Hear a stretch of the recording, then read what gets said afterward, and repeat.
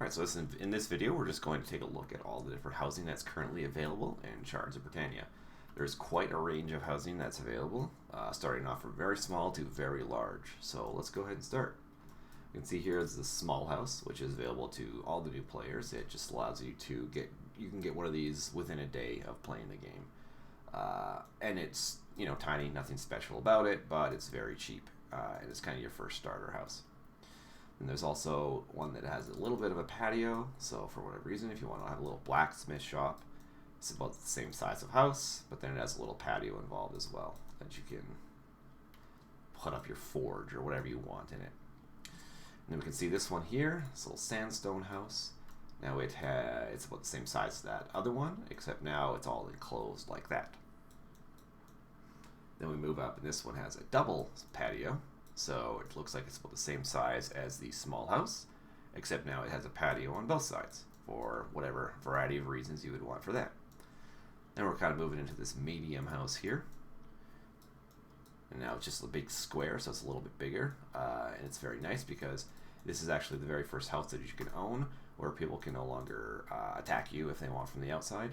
Now, it's not necessarily going to be that big of a deal, but in the smaller houses, people can use AoE spells if they sit right on the edge of them and hit you in the house, no matter where you are. So if you were in this house, for example, someone could sit here and cast if you go to your mage book, they could cast an earthquake and hit you for damage if they wanted to. It's pretty hard to kill someone with earthquake if they're actually present, but it's just something to keep in mind. With the smaller houses, that is an option.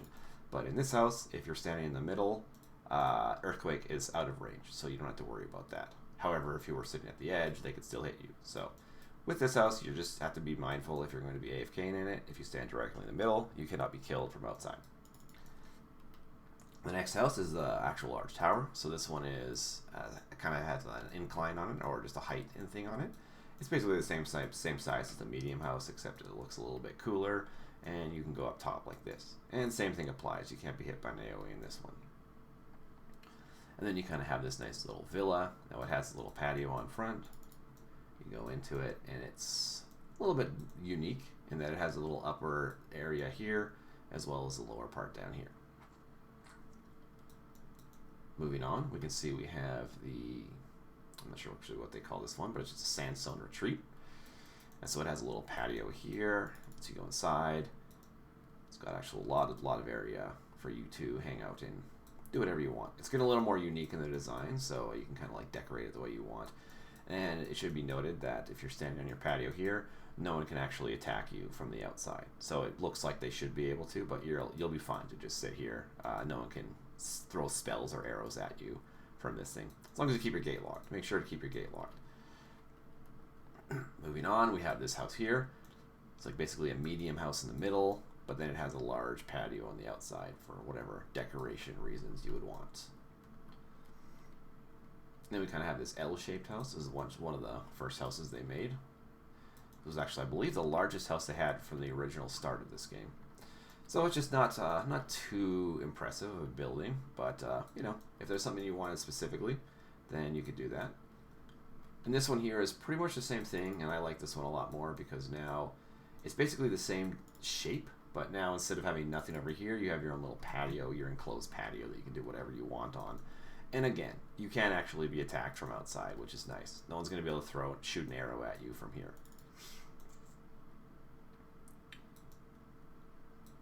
Then we're moving on to the large tower.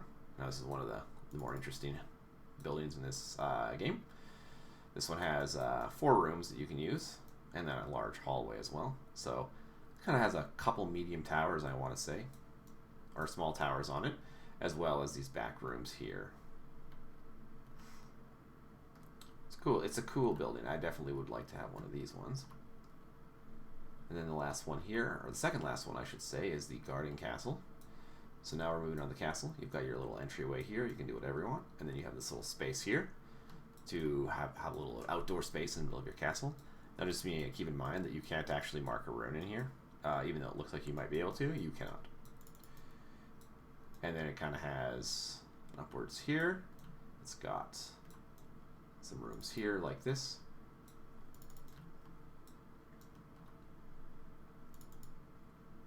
And the same thing on the other side. Just a couple more rooms to play with and do whatever you want. And then the largest one and the most expensive, actually it's the exact same size, it's just a different bit of different layout than this one. It is just the castle, and it's not a garden castle. So this one here, you can see, instead of having that like garden area, it just has a very large frontal area, as well as 2 side rooms here, and then kind of the same shape. It just has those 4 top rooms like that.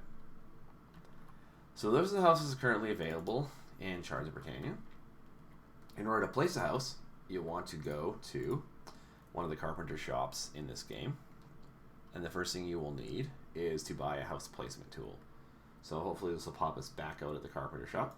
It didn't, just took us to the moon gate, so I'll recall to the carpenter shop. You're going to need this particular item here, but you can buy it from this carpenter. So, actually I believe it's the architect, sorry. Yeah, it's the architect. You buy it for 8,000 gold from the architect, and they are present in all the carpenter shops. And this is going to, if you double click this item, it's going to bring up the house placement tool. So what this will do is kind of show you the cost of the house, how big it is, like this. Tells you what orientation you want, and then you'll be able to find, you'll have to go and try to find a place for it, like that. Obviously you can't build in the middle of Brit, and I believe I cannot show you anything further than that because I have a house and it's not going to let me do that. Yeah, so essentially what you would do here is just click it.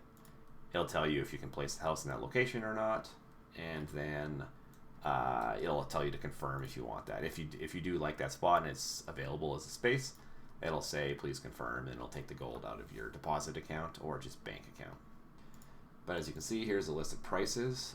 They go from very cheap, so you can get this in a single day of playing this game, up to pretty expensive. Now, this is going to take you a couple months of top tier grinding to get, at least.